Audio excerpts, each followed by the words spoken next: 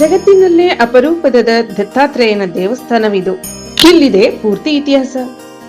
ವಿಶ್ವದಲ್ಲಿ ಅನೇಕ ಅಪರೂಪದ ದೇವಾಲಯಗಳಿದೆ. ಆ ದೇವಾಲಯಗಳ ಇತಿಹಾಸ ಸಹ ಬಹಳ ರೋಚಕವಾಗಿರುತ್ತದೆ. ಆದರೆ ಅಪರೂಪದಲ್ಲಿ ಅಪರೂಪದ ದತ್ತಾತ್ರೇಯ ಸ್ವಾಮಿ ದೇವಸ್ಥಾನ ಹೊಂದಿದ್ದು, ಆ ದೇವಸ್ಥಾನ ಯಾವುದು ಹಾಗೂ ಅದರ ಇತಿಹಾಸವೇನು ಎಂಬುದು ಇಲ್ಲಿದೆ. ಕೈ ಎತ್ತಿ ಮುಗಿಯುತ್ತಲೇ ಒಳ ಪ್ರವೇಶಿಸುವ ಭಕ್ತರ ದಂಡು, ದರ್ಶನ ಪಡೆಯುತ್ತಲೇ ಭಾವುಕರಾಗುವ ಭಕ್ತಗಣ, ಇನ್ನೊಂದೆಡೆ ತೂಗಿದ ತೊಟ್ಟಿಲಿಗೆ ಹೂ ಎಸೆದು ಸಂಭ್ರಮಿಸುವ ಜನರು, ಭೂತ ಪ್ರೇತ ಉಚ್ಚಾಟನೆಯ ಅಚ್ಚರಿ. ಹೌದು, ಇದೆಲ್ಲವೂ ಕಂಡು ಬರುವುದು ಇಲ್ಲಿ ಅಂತೀರಾ? ಹೇಳ್ತೀವಿ ನೋಡಿ. ಇದು ಕಲಬುರಗಿ ಜಿಲ್ಲೆಯ ಅಫಜಲ್ಪುರ ತಾಲೂಕಿನ ಗಾಣಗಾಪುರದ ದತ್ತಾತ್ರೇಯ ದೇವಾಲಯ.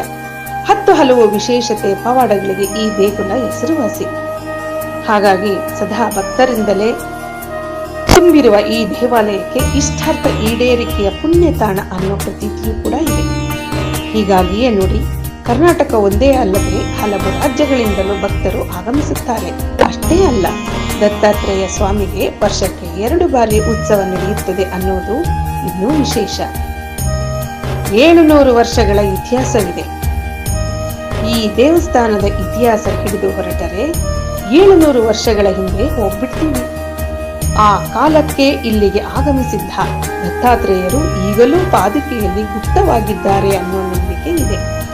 ಹೀಗಾಗಿಯೇ ಈ ಮಂದಿರದಲ್ಲಿ ಪಾದುಕೆ ಪೂಜೆಗೆ ಎಲ್ಲಿಲ್ಲದ ಮಹತ್ವ. ದತ್ತ ಪಾದುಕೆ ದರ್ಶನಕ್ಕಾಗಿಯೇ ದೇಶದ ಮೂಲೆ ಮೂಲೆಗಳಿಂದ ಜನಸಾಗರ ಹರಿದು ಬರುತ್ತದೆ.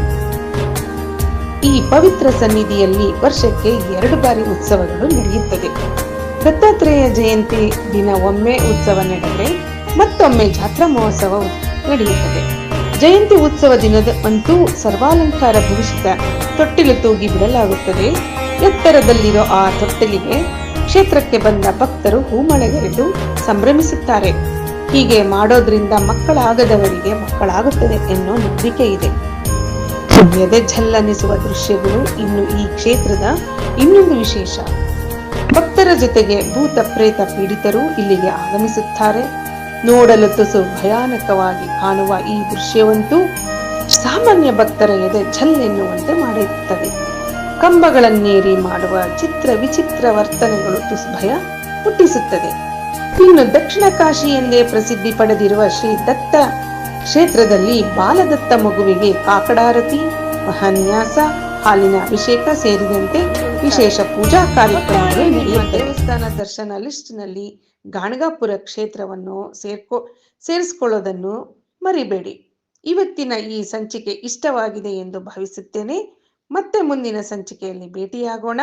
ಅಲ್ಲಿಯವರೆಗೂ ನೋಡ್ತಾ ಇರಿ ಸಮೃದ್ಧಿ ಕರ್ನಾಟಕ ನ್ಯೂಸ್ ಚಾನೆಲ್.